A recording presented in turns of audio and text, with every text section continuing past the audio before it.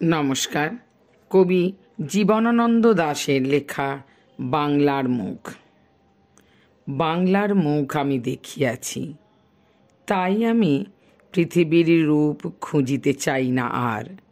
অন্ধকারে জেগে ওঠে ডুমুরের গাছে চেয়ে দেখি, ছাতার মতো বড় পাতাটির নিচে বসে আছে ভোরের দোয়েল পাখি।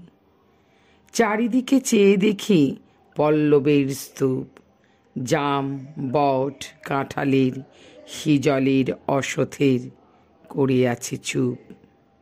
ফণি বনসার ঝোপে সটি বনে তাহাদের ছায়া পড়িয়াছে।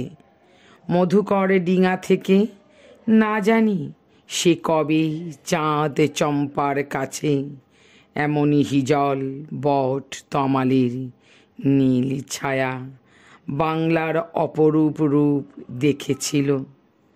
বেহুলাও একদিন গাঙুরের জলে ভেলা নিয়ে কৃষ্ণা দ্বাদশীর জ্যোৎস্না যখন মরিয়া গেছে নদীর চড়ায়, সোনালি ধানের পাশে অসংখ্য অশ্বত্থ বট দেখেছিল। হায়, শ্যামার নরম গান শুনেছিল। একদিন অমরায় গিয়ে ছিন্ন খঞ্জনার মতো যখন সে নেচেছিল ইন্দ্রের সভায়, বাংলার নদী, মাঠ, ভাটফুল ঘুঙুরের মতো তার কেঁদেছিল পায়। নমস্কার।